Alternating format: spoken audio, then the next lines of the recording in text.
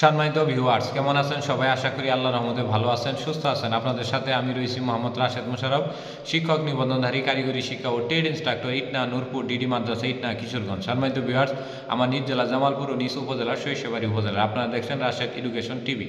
সম্মানিত ভিউয়ার্স, আজকের আলোচ্য বিষয় ষষ্ঠ গণবিজ্ঞপ্তি 2025-এ চূড়ান্ত সুপারিশ প্রাপ্ত হওয়ার পূর্ব পর্যন্ত যে সকল বিষয় আপনাকে জানতে হবে, অর্থাৎ আপনি ষষ্ঠ গণবিজ্ঞপ্তি 2025-এ আবেদন করলে চূড়ান্ত সুপারিশ পাওয়া পর্যন্ত আপনার যে বিষয়গুলো অবশ্যই জানতে হবে, সেই বিষয়গুলোর মধ্যে আমরা মোটামুটি 13টি বিষয় উল্লেখ করেছি।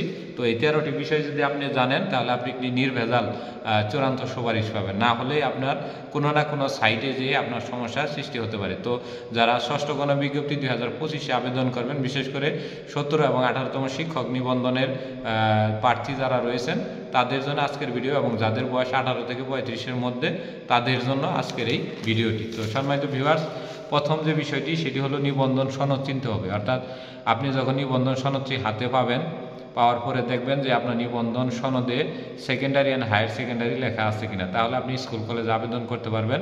যদি কলেজ প্রভাষক থাকে তাহলে কলেজে আবেদন করবেন, সহকারী শিক্ষক থাকলে সহকারী শিক্ষকে আবেদন করবেন। যদি ধরেন যে জুনিয়র শিক্ষক, তার মানে কিন্তু এই না যে আপনি হাই স্কুলের সহকারী শিক্ষক হবেন। জুনিয়র শিক্ষক সাধারণ ইবতেদায়ী পর্যায়ে, অর্থাৎ মাদ্রাসার প্রথম থেকে পঞ্চম শ্রেণী পর্যন্ত তারা স্কুল 2 পর্যায়ে আবেদন করে সেখানে তারা চাকরি করতে পারবে।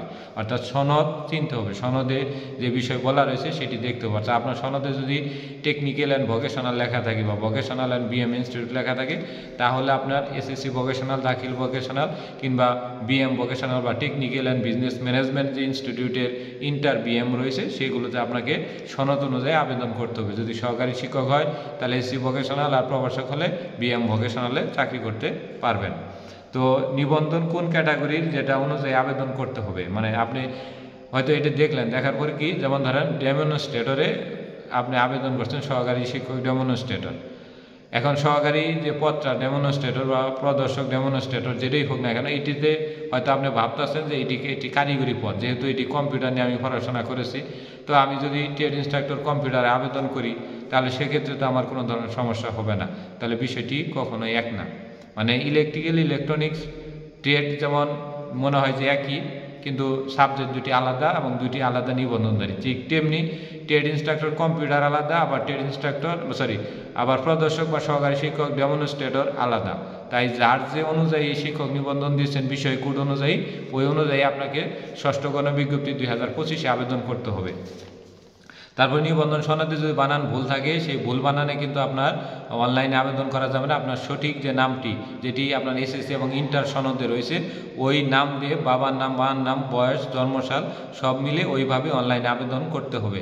আর ভুল নামে যদি আবেদন করেন, শিক্ষক নিবন্ধন সনদ যেহেতু আপনি হাতে পাবেন, তখন দেখেন যে বানানে কোনো একটি হরফ ভুল হয়েছে, তবে সেই ক্ষেত্রে আপনি কিন্তু সুপারিশ পাবেন না। তো যাই হোক, পরবর্তীতে দেখেন সার্টিফিকেটের বয়স জানতে হবে। অর্থাৎ আপনি সার্টিফিকেট অনুযায়ী 18 থেকে 35-এর মধ্যে যদি বয়স হয় তাহলে আবেদন করতে পারবেন। যেমন আমরা পঞ্চম গণবিজ্ঞপ্তিতে দেখেছি প্রায় 780+ প্রার্থী বয়স 35+ হওয়ার কারণে, 17তম এই সকল ক্যান্ডিডেট প্রার্থী যাদের বয়স 35+ হওয়ার কারণে 1 মাস, 2 মাস, 3 দিন, 4 দিন হওয়ার কারণে তারা আবেদন করতে পারে। এন্ট্রেন্স দিতে তারা অনেকবার চেষ্টা করেছে, কিন্তু তাদের এই চেষ্টা চেষ্টা কোনো ত্রুটি ছিল না, কিন্তু এনটিআরসি তাদের প্রতি কোনোটা সদয় হয় নাই। অর্থাৎ আমরা পঞ্চম গণবিজ্ঞপ্তিতে বয়সের ছাড় পাইনি, ষষ্ঠ গণবিজ্ঞপ্তিতেও তেমনটি বয়সের ছাড় পাবো বলে আমাদের মনে হয় না। তবে যদি সর্বোচ্চ বয়সের ছাড় দিতে পারে, সেটি সর্বোচ্চ 6 মাসের মতো হতে পারে।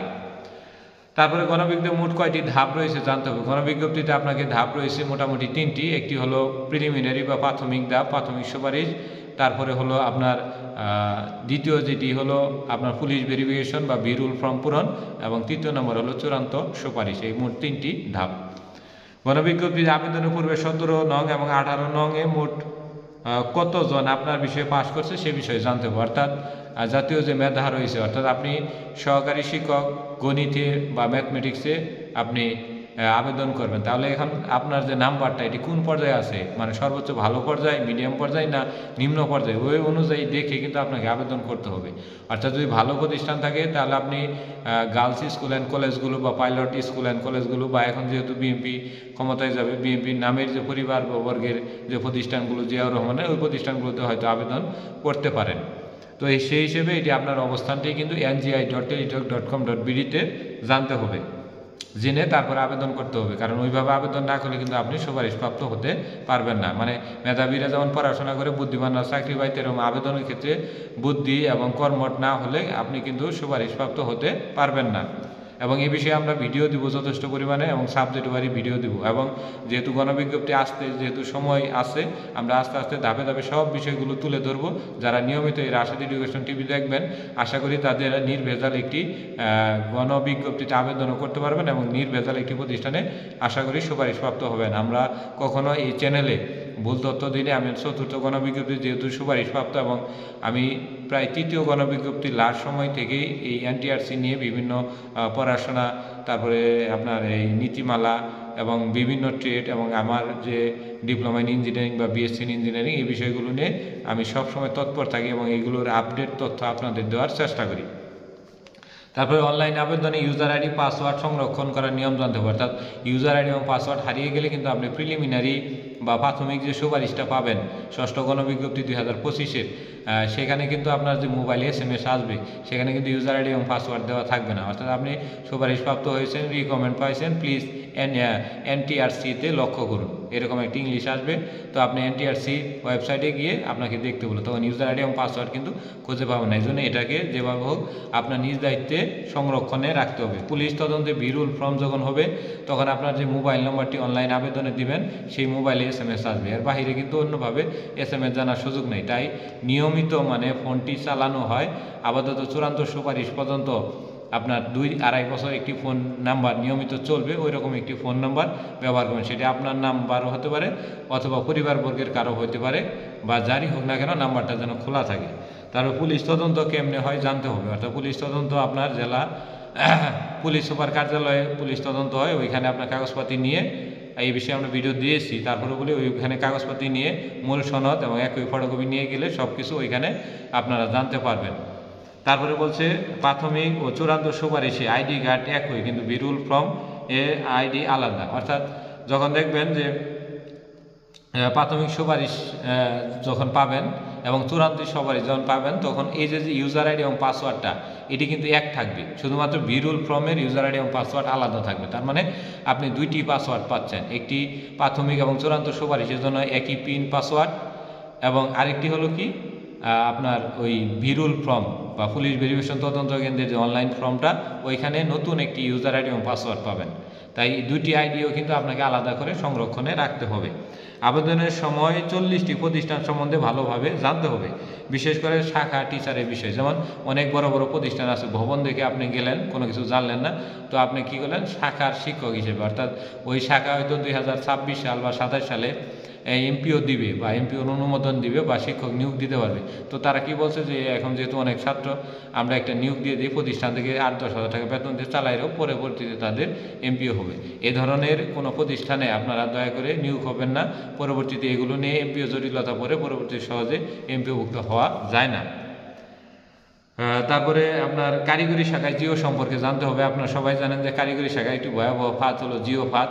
মানে আপনি যখন ওই পদটা এমপিও, মানে আপনার একটি ট্রেড, যেমন ধরুন কলেজ শাখা যদি হয় ব্যবসায় ব্যবস্থাপনা কিংবা কম্পিউটার বা সেক্রেটারিয়াল সায়েন্স বা যেটাই হোক না কেন, ওই ট্রেডে আপনার হয়তো কারিগরি বোর্ড থেকে আপনার এমপিও দিয়েছে, কিন্তু অর্থ মন্ত্রণালয় থেকে ওই ট্রেডে বেতন হবে কিনা, এই জন্য অর্থ মন্ত্রণালয় থেকে একটি অনুমোদন আনন লাগে। এই অনুমোদন অর্থ মন্ত্রণালয় অনেক সময় আছে 1.5, 2, 3, 4 বছর পরে দেয়, এবং অনেক প্রতিষ্ঠান এমপিও পাইলেই তারা শূন্য পদ দেখাই দেয়। এটা কারিগরি ক্ষেত্রে অনেক সমস্যা করে। প্রায় 30% কারিগরি প্রতিষ্ঠানে এই জিও ভিত্তিক সমস্যা রয়েছে। আমি আবারও বলছি, তারা ষষ্ঠ গণবিজ্ঞপ্তি 2025-এ কারিগরি শাখায় আবেদন করবেন, ওই প্রতিষ্ঠানে জিও আছে কিনা এবং কাম্য শিক্ষার্থী আছে কিনা, এই দুইটা জেনে তারপরে আবেদন করেন। যদি না করেন তাহলে আপনার জীবন, আপনার ওই যে থালাবাটি কম্বল, জেলখানার সম্বল, তো আপনার সম্বল হলো যে গাদার মতো পরিশ্রম করতে করতে 2 বছর একটি টাকাও আপনার সরকারের পক্ষ থেকে দিবে না। মানে আপনি মানে গণবিজ্ঞপ্তি আবেদন করে একটি কি বলে একটা মানে ওই গাদার মতো যে কাজটা আর কি, গাদার মতো মনে করেন যে আপনি খাটনি খাবেন, কিন্তু গাদা যেমন বলে যে আমার দিয়ে এত কেন পরিশ্রম করা, এটা বলতে পারে না, তখন আপনিও কাউকে বলতে পারবেন না যে আমি কেন বেতন পাই না। এটি হাসির বিষয় হলো এটি সত্য, কারণ যেহেতু আমি কারিগরি শাখার একজন শিক্ষক, আমি জিও সম্পর্কে ভালো জানি, কাম্য শিক্ষার্থী সম্পর্কে ভালো জানি। তো যারা কারিগরিতে এসএসসি ভোকেশনাল, দাখিল ভোকেশনাল এবং বিএম ভোকেশনাল, যেগুলো শুধুমাত্র কারিগরি শিক্ষা অধিদপ্তর থেকে বেতন দেওয়া হয়, কিন্তু অনেক কারিগরি প্রতিষ্ঠান কিন্তু মাউসি এবং মেমিসের অধীনে রয়েছে, তাদের জিও লাগে না। তো তারা এই বিষয়টি অবশ্যই জানবেন। তারপরে বলছে কারিগরি অনলাইনে আবেদনে 1000 টাকা আপনার ফি দিতে হবে, এবং এই ফিটা যখন দিবেন, দেওয়ার পরে হয়তো দেখলেন যে আপনার অনলাইনে টাকাটা কেটেছে, টেলিটক বাংলাদেশ কেটেছে, কিন্তু আপনি অনলাইনে দেখে নেবেন যে এই টাকাটা পেইড এবং আনপেইড লেখা আছে। যেমন আপনি যে পর্যন্ত পেইড না করবেন সেই পর্যন্ত আনপেইড লেখা থাকবে, আর যখন পেইড করবেন তখন ওই পেইড লেখা থাকবে। যখন দেখবেন যে পেইড হয়েছে, তাহলে মানে আপনার টাকাটা সঠিক স্থানে প্রতিস্থাপিত হয়েছে, তার মানে আপনার আবেদনটি নিশ্চিত হয়েছে। তো এই মোটামুটি 13টি বিষয় নিশ্চিত হয়ে আপনার এই ষষ্ঠ গণবিজ্ঞপ্তি 2025 চূড়ান্ত সুপারিশপ্রাপ্ত হওয়া পর্যন্ত আপনার এই 13টি বিষয় মনে রেখে আবেদন করবেন। যদি এই 13টি বিষয়ে আমার এই ভিডিওটি দেখেন, তাহলে আশা করি ষষ্ঠ গণবিজ্ঞপ্তিতে কোনো ধরনের ভুল আপনার দ্বারা সংঘটিত হবে না। তো যারা ষষ্ঠ গণবিজ্ঞপ্তি 2025 দিবে তাদেরকে এই ভিডিওটি অবশ্যই শেয়ার দিবেন, কারণ ভালো কাজের উপকার যদি আপনি কাউকে করেন, তাহলে তার বিনিময়ে কিছু না কিছু মঙ্গল আমাকে সবাইকে দিবে, এবং আপনি নিজেও সম্মানিত হবেন এবং আরেকজনকেও সম্মানিত করতে পারবেন। ধন্যবাদ সবাইকে, সবাই ভালো থাকবেন, সবাই রাশেদ এডুকেশন টিভির সাথে থাকুন। আর সর্বোপরি স্রষ্টার কাছে এই দোয়াই রইল যে আপনারা যারা এই মহৎ পেশায় আসবেন, তাদের জন্য আল্লাহ তাআলা কবুল করে, এবং কোনো ধরনের সমস্যা যেন বাংলাদেশে না হয়, তার আগে যেন একটি ফ্রেশ নিয়োগ আপনারা পান। ধন্যবাদ সবাইকে, সবাই ভালো থাকবেন।